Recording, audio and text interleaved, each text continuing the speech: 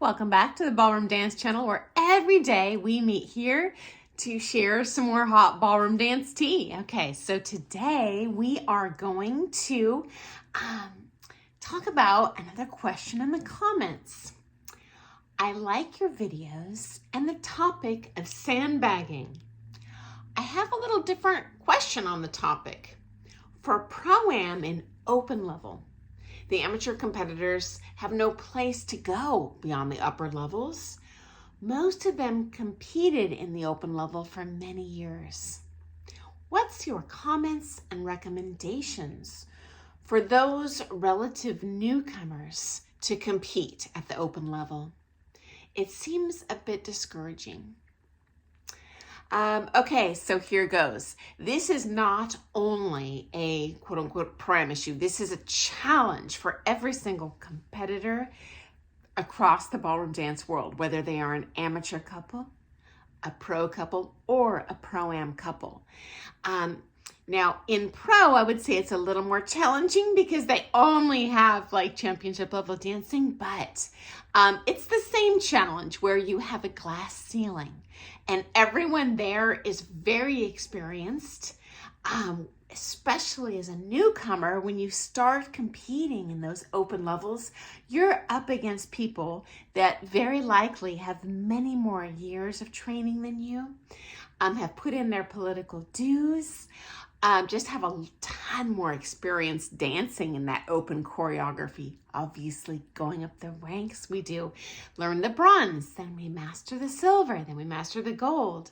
And it can be very rewarding to win when you go up those levels, because there are what I call participants or casual competitors. Although once whether they're an amateur couple or a pro couple, once they get to that gold level, they're generally more confident and more competitive in spirit. And the reality is, we are ballroom dance competitors. Obviously, by nature, we're there to win. We're not there to show up and get a participation award. For most people. Some people are, and there's nothing wrong with that. I'm not throwing shade, but I'm sharing for the competitors gunning for the open level, because those people are hardcore. They are dropping a ton of money, a ton of time into their dancing, okay? So yes, there is a glass ceiling. There's only so much room at the top. The helium balloons rise up and it's like, oh shoot, how do I get through all these helium balloons to get my little balloon up there when they were there first? It's hard, my friend. It's not a you problem. It's an everyone in the dance sport community problem, okay? And unfortunately, ultimately, there is only one couple that is number one in the world. And for those of you who have that like fiery competitor spirit, anything short of that, the goal line keeps shifting, and it's, you start out and you're like, oh, if I can only just fit in that gold floor. And then, you get there and you're like, as an amateur, oh my gosh, I want to win pre-champ. I remember the first year I saw pre-champ, and there was someone sponsoring a trophy to that pre-champ standard winner. And when they walked up there and got that trophy, it looked to me like the Stanley Cup. I was like, oh, one day. And then when I ended up winning pre-champ at nationals as an amateur couple, that little cup, it was a silver cup, and it was just like darn near a teacup, And then at that point, I'm like, who cares about pre-champ? I'm ready to win championship, And then you get into the championship, and it's a never-ending, shifting, improving goal. So number one suggestion, you need to stick with it.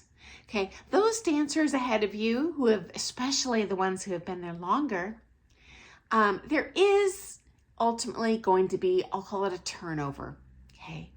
In that community that you're dancing against now competitively, or even, those in your social dance local community, that dance floor is going to look very different in 5 years. I know it's hard to believe.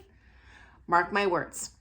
And so those couples will eventually, things happen. Maybe One of them, moves. They lose their coach. They can't find another one that they kind of jam with. They get an injury. I've seen people stop dancing, for silly reasons, like they gain 5 pounds. Like, this is so stupid to me, but it is what it is. And so the helium balloons at the top, my friend, they will eventually thin out. I'm not saying they're all going to go away, but you will eventually make your way up that rank. But it's a difficult pill to swallow, because when you're going up the ranks, it's, bronze, silver, gold. It's an amateur, novice, pre-champ. And then when you get to those scholarship and pro-am, championship level and amateur, it's like, suddenly this mountain got real steep.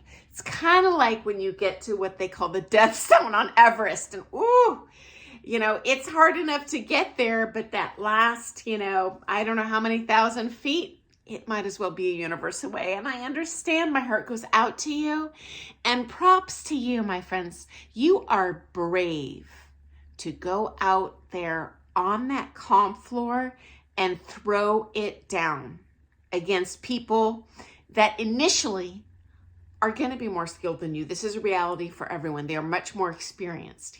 They've probably taken from half that judging panel, which kind of entering those open levels, you just don't have that experience yet. You haven't been in dance sport long enough, okay?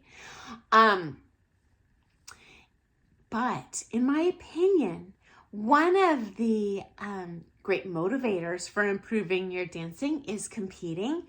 And if you kind of point out of those lower categories, you have no choice. If you want to keep competing, you are ramrodded into that, open level dancing. That's just a reality for everyone, okay?